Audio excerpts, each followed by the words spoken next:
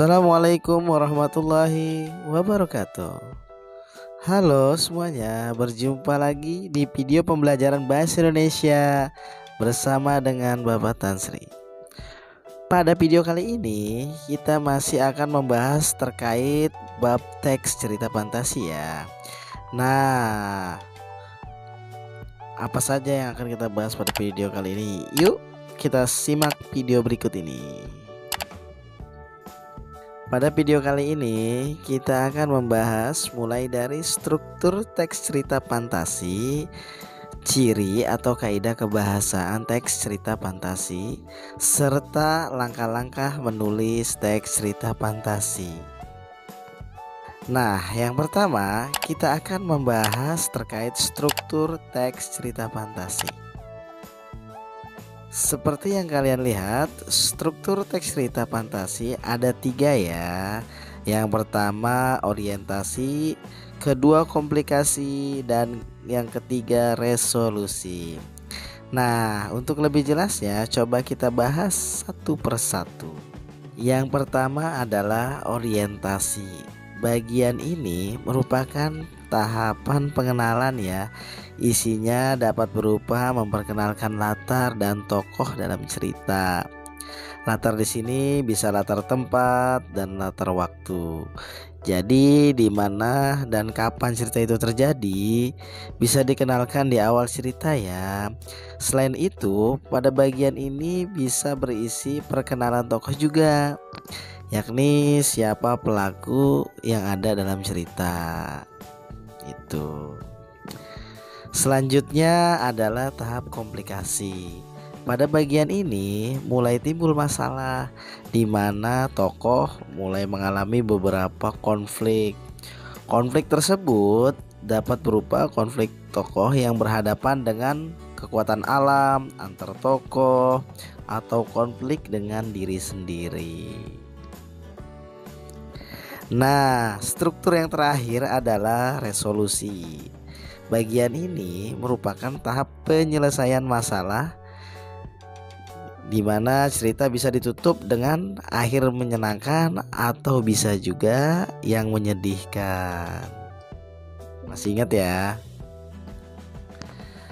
Baik, selanjutnya kita akan membahas terkait ciri atau kaidah kebahasaan teks cerita fantasi.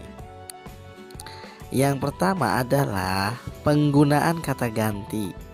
Kata ganti sendiri merupakan kata yang menggantikan suatu benda atau hak, di mana dalam suatu teks cerita fantasi penggunaan kata ganti serta nama orang digunakan sebagai sudut pandang penceritaan.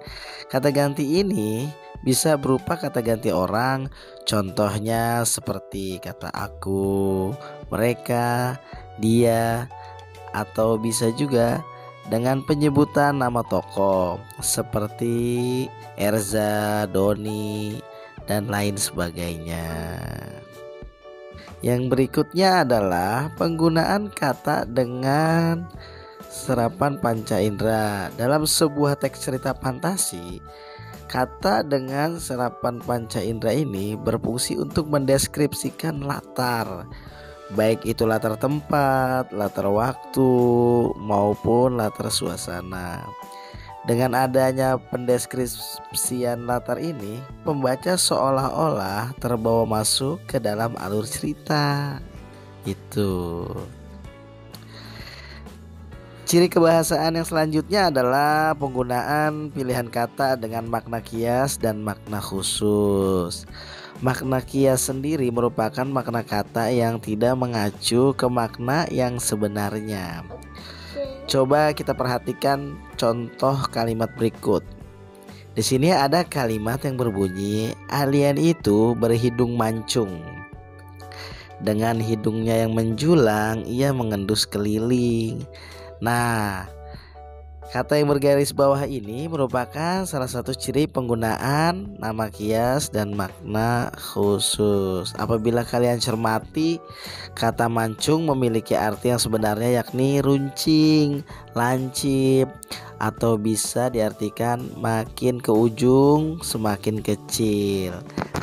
Namun kalimat berikutnya yang berbunyi hidungnya yang menjulang bisa dianggap sebagai makna kias ya. Karena meskipun mancung tapi sebenarnya tidak sampai menjulang ya. Sedangkan untuk kata mengendus merupakan salah satu contoh penggunaan makna khusus gitu. Selanjutnya adalah penggunaan konjungsi urutan waktu. Nah, apabila kalian masih ingat, konjungsi sendiri adalah kata hubung ya. Sehingga konjungsi urutan waktu adalah kata hubung yang digunakan untuk menandakan datangnya tokoh lain atau bisa juga untuk perubahan latar. Adapun beberapa contoh konjungsi urutan waktu ya, diantaranya adalah setelah itu, kemudian, seketika, sementara itu, lalu, akhirnya, sebelum, ketika, dan lain sebagainya. Berikutnya adalah penggunaan kata atau ungkapan keterkejutan. Nah, kaidah kebahasaan yang satu ini berfungsi untuk menggerakkan cerita atau memulai masalah. Nah, untuk lebih mudahnya, coba kita lihat perhatikan kalimat berikut. Nah, di sini ada kalimat berbunyi, tiba-tiba seorang alien yang berukuran lebih besar datang.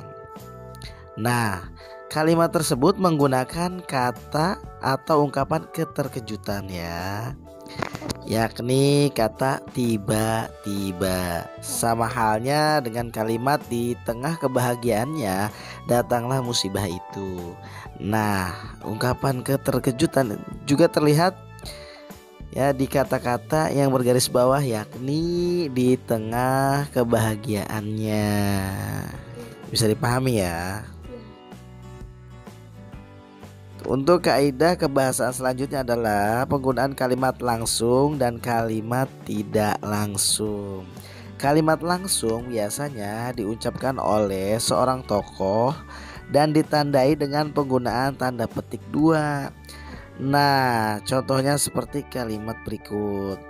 Raksasa itu mengejar kita, teriak Fona kalang kabut. Nah, itu adalah salah satu contoh penggunaan kalimat langsung, di mana kalimat yang ada di antara tanda petik 2 merupakan kalimat yang diucapkan oleh tokoh Fona. Sedangkan untuk kalimat tidak langsung biasanya digunakan oleh pengarang untuk menceritakan tindakan atau perilaku tokoh, atau bisa juga digunakan oleh tokoh saat menceritakan tokoh lain.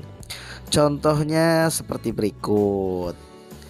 Aku terengah-engah mendengar perkataan Fona, aku segera berlari.